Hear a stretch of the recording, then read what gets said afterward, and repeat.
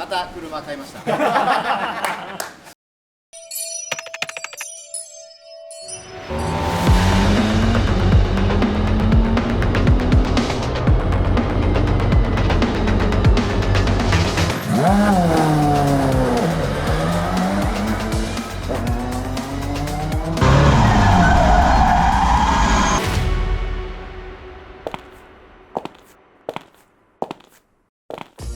前澤友作スーパーカープロジェクトです。こんにちは。こんにちは。ついに来たね。ついに来ましたね。ついに来たといえばさ、ヤマケンちょっと前よりも超えて久しぶりなんだけど皆さんと。ね、いや T シャツがだんだん縮まってきてるんですよ。マジで？なんか千葉のさ道場イベントのさやつを見てきたんだけど、だいぶちょっと違ってるんで、ちょっと皆さん別人になってるけど、ヤマケンです。別人具合をちょっと見てください。そんなのいいんですよ、どうでも。すごいの来てるんで。フェラーリ 488GT3 エボですね。GT3 エボ、レーシングカーですね、完全に。多分この動画が上がる頃には、うん、本家の前澤友作チャンネルでね上がってると思うんですけれども、まあ、我々の方でよりちょっと深掘りしてこの車を紹介していきたいなと思います。じゃあ早速、いやもうインパクトがすごいっすね。レーシングカーのこのワイドなボディと、いや本当そうっすね。こうダウンフォースを見たからに感じさせる感じがね、やっぱあるよね。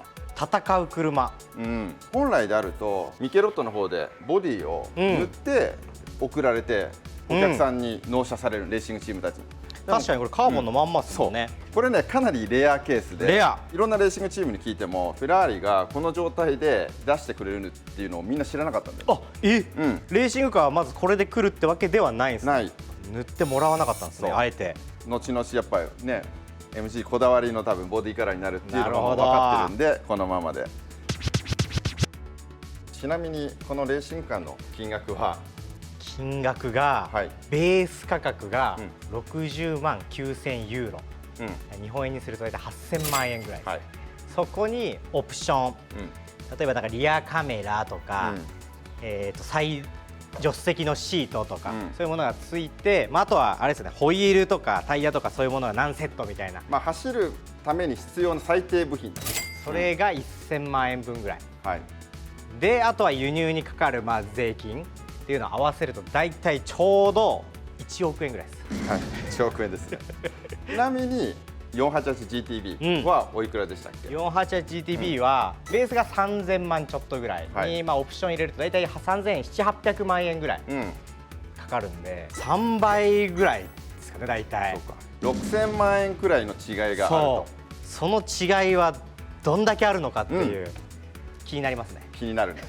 というわけで、今日は特別に 488GTB を持ってきていただきましたので、実際に見比べてどこに6000万円の違いがあるかっていうのをね、ちょっと見ていこう。それ見たい、もうフロントから全然違うっていう。そうだね。戦う車と、やっぱりフェラーリとしての風格がある、この違い結構違いますね。いやだいぶ違うよ。まずフロントから、もうここ穴開いてますよ。そうなんです。もうね、もうここも穴開いてるしね、前のさ、これがねもうめちゃくちゃ効くんだよ。ダウンフォース。これがねちょっとでもこうレース中にぶつかっちゃったりして破損すると途端にね車が曲がらないアンダーステアっていう状況になったりするんだよね。ダウン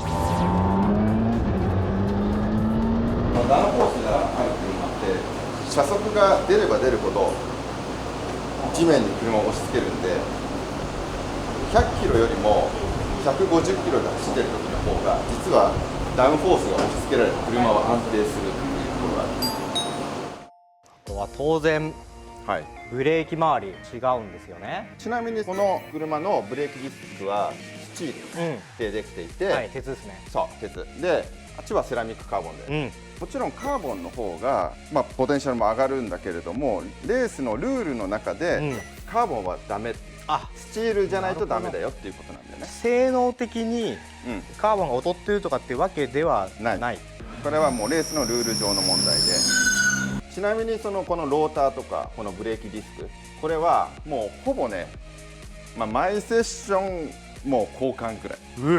普通の一般車だったら数年持ちますよ。数年持つよね。でも予選新品にします。決勝新品にします。もうそのレベルですか？使い捨て部品です、これは。だってパッドとか、ちょっと厚さがすごい、これでも1レースなんだ。ほんとこの太さで、市販車と全然違う。全然違うよ。窓がこれ小窓だから小窓これしか開かないっていう。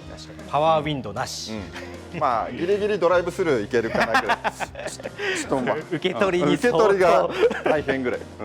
馬力はこっちが670馬力、同じエンジンが乗ってて、こっち 488GT3 エボが600馬力と、あれっつってあれこっちの方がこっちの方がちょっとエンジンパワー低いんだと思って。なるほど。まあね、それはターボのブーストをレギュレーションによってこう下げてるんだよ。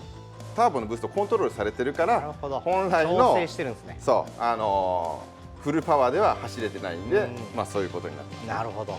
ちょっとエンジンのさ搭載位置もちょっと見てもらいたいね。まあこれでも本当に低いしね、重たいものをなるべく低く中心に集めようというね、もうこれ最近のスーパーカーの主流であり、まあレーシングカーの主流ですね。はい、こちら行きましょう。はい、6000万円分がここにあるかもしれない。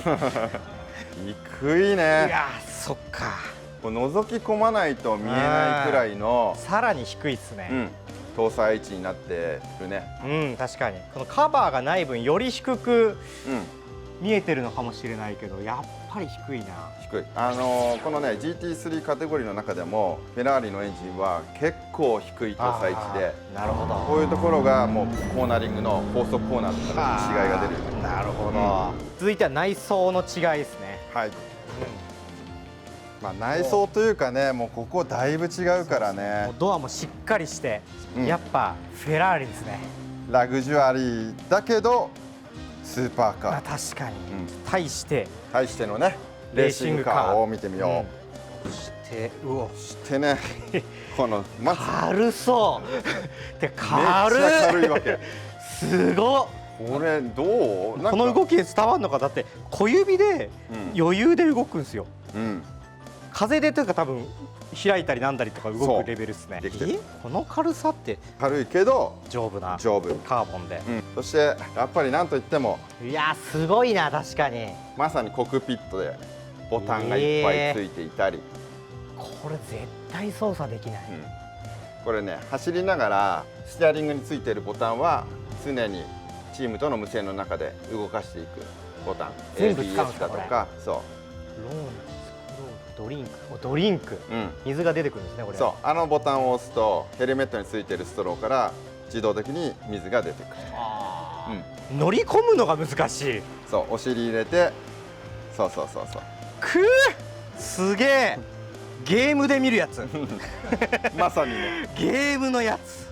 いやこれすごいな。内装とかないですね。やっぱり内装とかないからねアルカンターラとかついてないから、よいしょ。まあね、ダイエットした方がいいなこれ降りるの一苦労。降りるの一苦労。まあここまで来たら、もうヤマケンにもねレーシングカーちょっと乗ってもらいたいなと思ってるんですよ。で、運転ですか？そうなんでっていうのはやっぱりそのスーパーカーとかスポーツカーとか結構乗ってるじゃん、ヤマケンは。でシロンとかも乗ってる中で、レーシングカー乗ったことないんですよ彼は、だからレーシングカーを乗ってどういうこう反応があるのかっていうのを実際見てみたい。なるほど、何の汗か分かんない汗がずっと出てるもう暑いのか何なのか。でも確かにかなり気にはなります、どういう感じなんだろう、とはいえ怖さがすごい。でも1億円のスーパーカーとはやっぱまた違う、レーシングカーってものが初めてなんで、うわすげえ汗が止まらないス